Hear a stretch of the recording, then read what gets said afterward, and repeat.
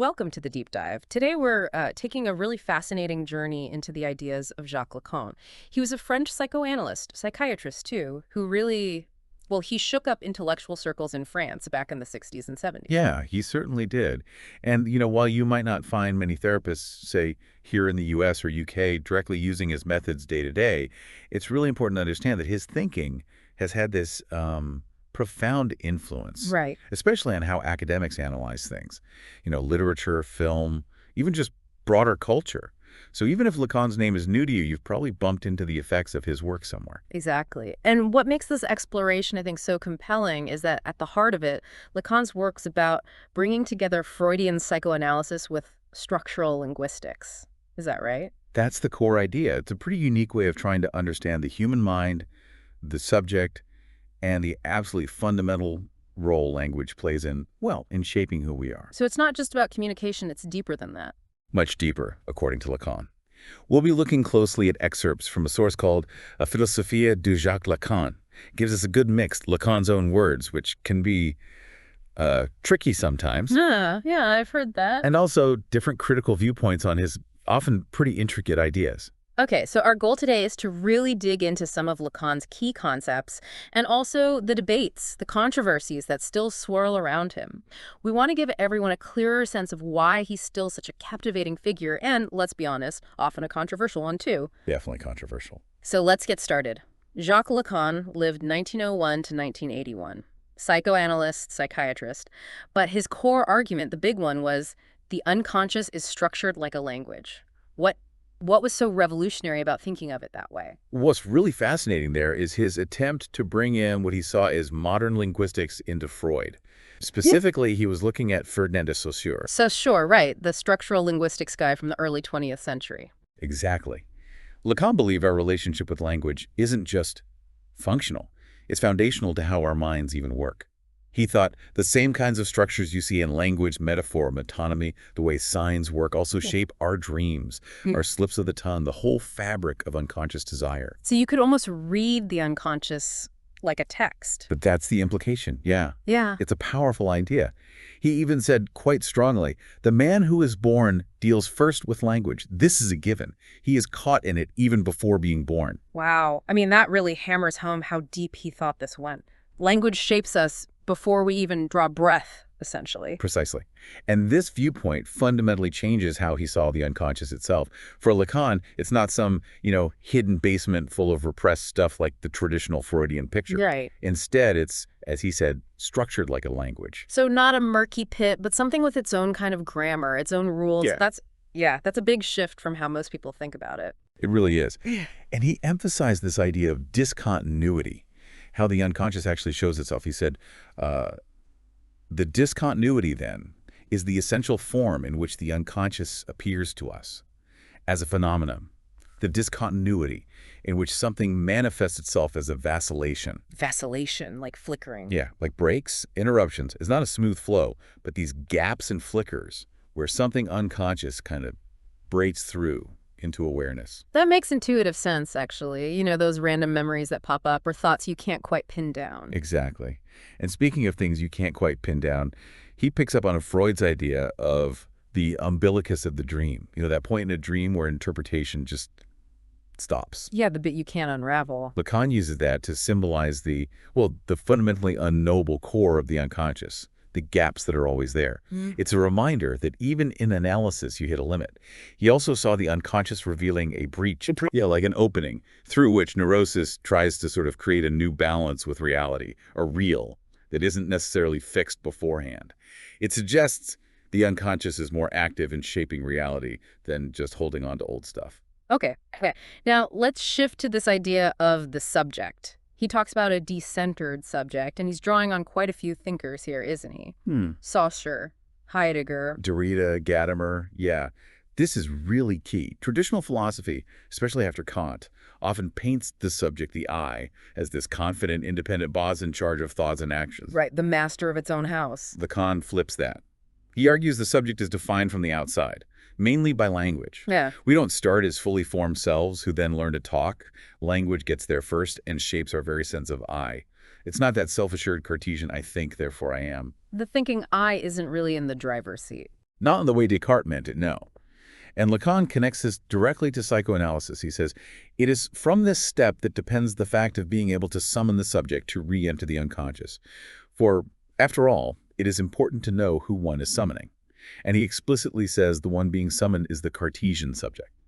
So to get to the unconscious, you have to kind of challenge that idea of the self-aware, irrational individual. Exactly. You have to recognize that the I isn't this solid self-present thing.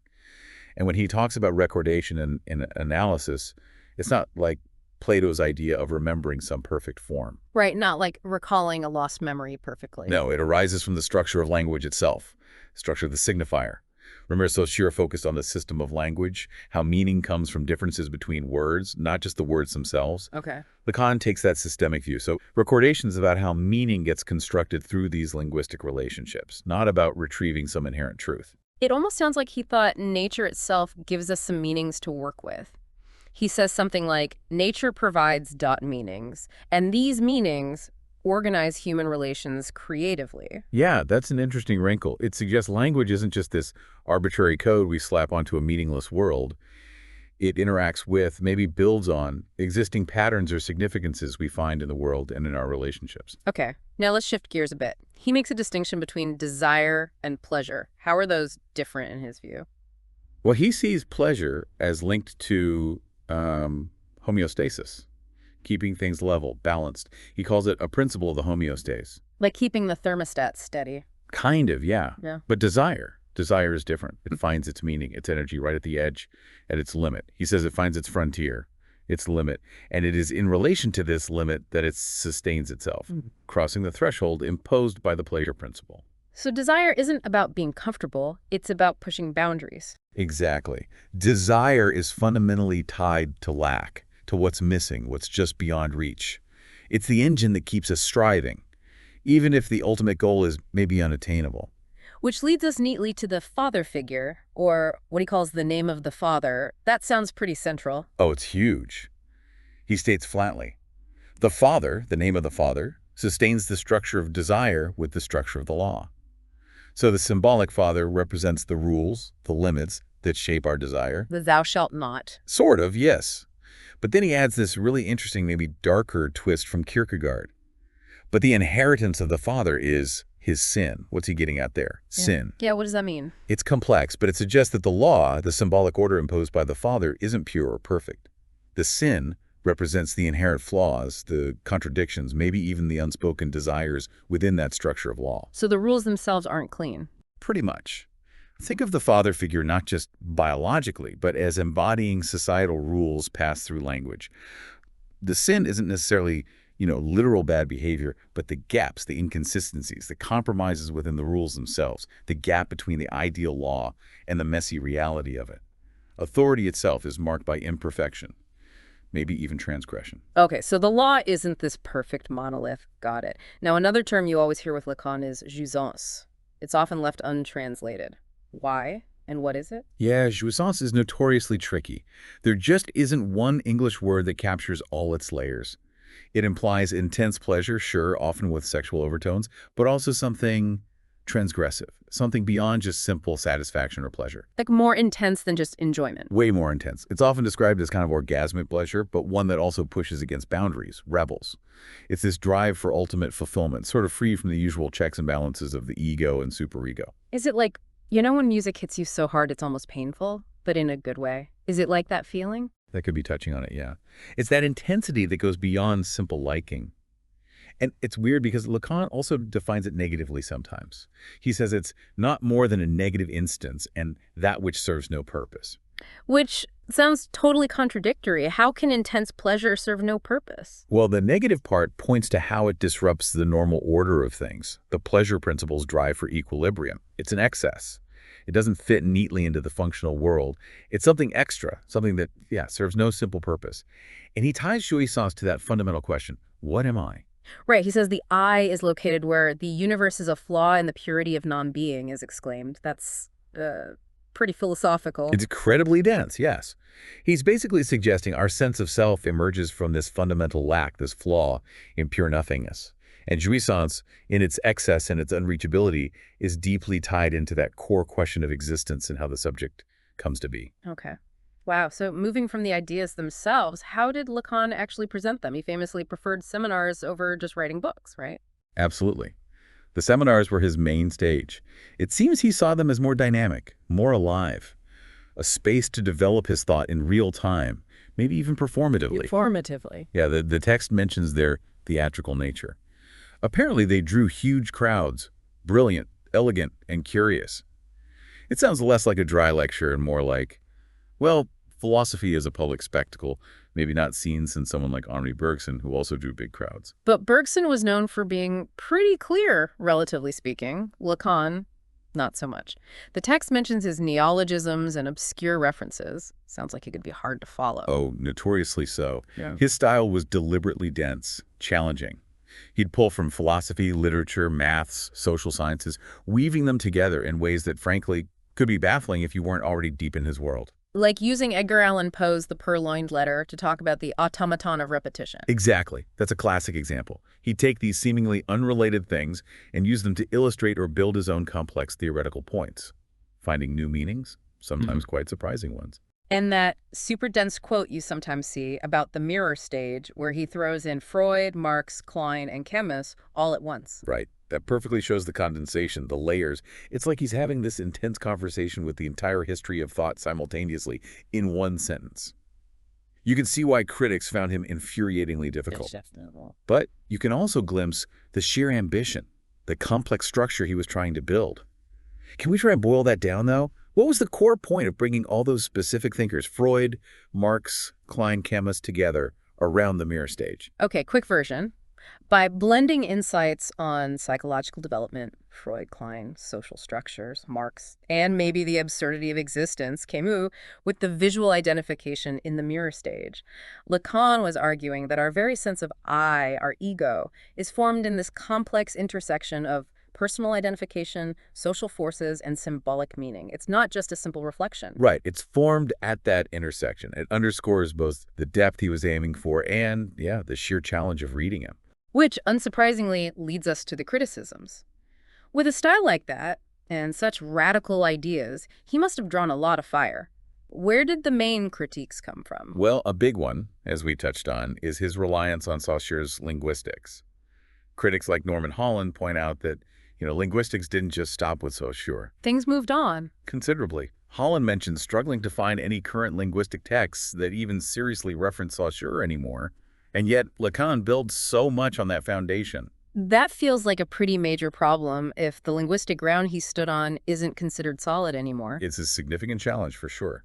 The whole Chomskyan revolution happened, offering totally different ways to think about language. But Lacan and his followers, Holland argues, kind of carried on with Saussure as if that wasn't the case. And it wasn't just about using potentially outdated linguistics, was it? Holland also said Lacan re-psychologized Saussure. Right. Saussure was deliberately trying to study language as a formal system, separate from individual psychology. He wanted to avoid explaining language purely through mental events. But the criticism is that Lacan takes Saussure's formal theory and applies it directly to explain psychological phenomena, mental events, the very thing Saussure wanted to bracket off. Okay. And then there's Dylan Evans, another critic. Yeah, Dylan Evans, who was actually a Lacanian analyst for a while, became a very strong critic. He argues Lacan's whole system is based on a false theory of human nature, riddled with internal contradictions, and crucially lacks empirical evidence. He sounds quite disillusioned, actually. It's understandable given how challenging the ideas are that they'd face scrutiny. Absolutely. And the critiques get even harsher. Camille Paglia, for instance, doesn't mince words. She calls Lacan a tyrant, academically, someone who stifled real disagreement. A tyrant. Strong word. Very. She particularly hated the idea which she associates with Lacanian influence, that there's no experience outside of language. She found that completely absurd. Saying it ignores basic neuroscience, right? Exactly. She saw it as part of this dominant monologue in academia, Lacan, Foucault, Derrida, that shut down other ways of thinking. She found the no experience outside language idea absolutely idiotic. Okay, wow. And Raymond Tallis? He seems to have had some very serious accusations. Extremely serious. Tallis brings up accusations of financial greed, the infamous short sessions where Lacan supposedly cut therapy time way down but kept charging full fees. All right, I've heard about those. Tallis also points to worryingly high patient suicide rates connected to Lacanian analysis, raises questions about Lacan's possible cognitive decline later in life, and just dismisses his writing as bad or lunatic psychiatry and bad mathematics. Those are incredibly damaging charges. They paint a picture that makes it hard to just engage with the theory, doesn't it? It certainly complicates things immensely. And Richard Webster adds another layer, talking about a cult of Lacan. He suggests Lacan's success partly came from playing on people's intellectual insecurity, using deliberate obscurity. Webster even mentions Lacan starting a TV appearance by basically telling the audience they were idiots. Charming. A bold strategy, you might say. Intimidation as pedagogy. Perhaps. But then you have defenders like Slavoj Žižek who push back hard. Žižek famously dismissed complaints about Lacan's difficulty as just class propaganda of the enemy. So for Žižek, the difficulty is part of the point, or maybe a way to filter out those unwilling to do the work, or a sign that it challenges the status quo. Something like that. It definitely shows the passion on both sides. So despite all these really heavy criticisms, Lacan's influence is undeniable. How do his admirers frame his contribution? What's the positive case? Well, a common argument is that he really aimed to revitalize psychoanalysis, to challenge the maybe stale or dogmatic ways for its ideas were being applied. He wanted to make it more dynamic, more critical. And his focus on language is key there, right? Absolutely.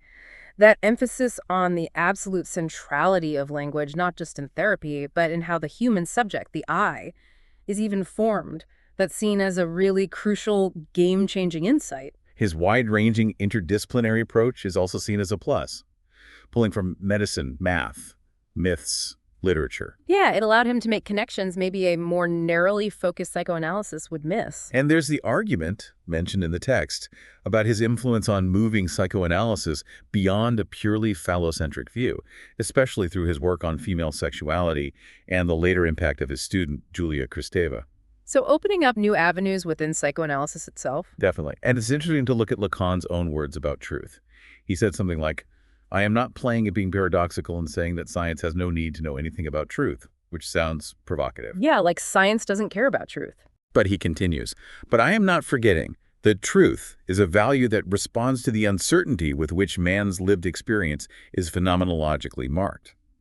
So maybe he's distinguishing scientific verifiable truth from a different kind of truth. A truth related to a subjective experience, uncertainty, the messiness of being human.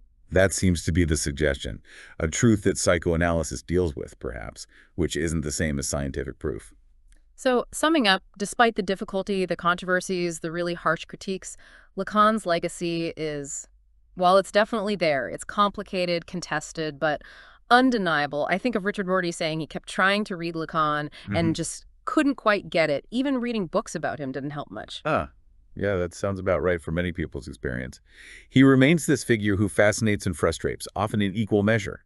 His work is still a major reference point, even if people are arguing fiercely about what it means or whether it holds up. Okay, so to bring this deep dive to a close then, we have journeyed through Lacan's fusion of Freud and linguistics.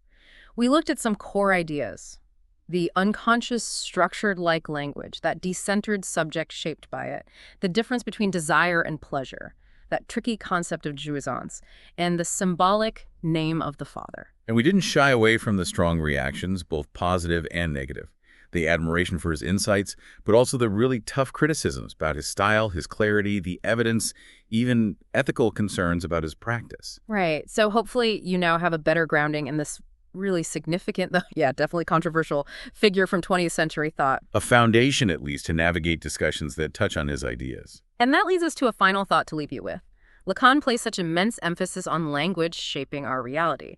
But then he himself faced such strong criticism for his own use of language, its obscurity, and the lack of clear empirical backing for many of his ideas. So, what does that tension tell us? About the power of abstract thought, maybe its potential pitfalls, about the very language we use to try and grasp ourselves in the world. When we encounter difficult thinkers like Lacan, is that difficulty a sign of profound insight that just takes effort? Is it maybe deliberate obfuscation? Or is it, possibly something in between? That's the lingering question, isn't it? Something to definitely chew on as you come across ideas influenced by Lacan out there in the world. Definitely food for thought. Thanks for taking the deep dive with us. Guys, see you in another podcast. Don't forget to subscribe to our channel.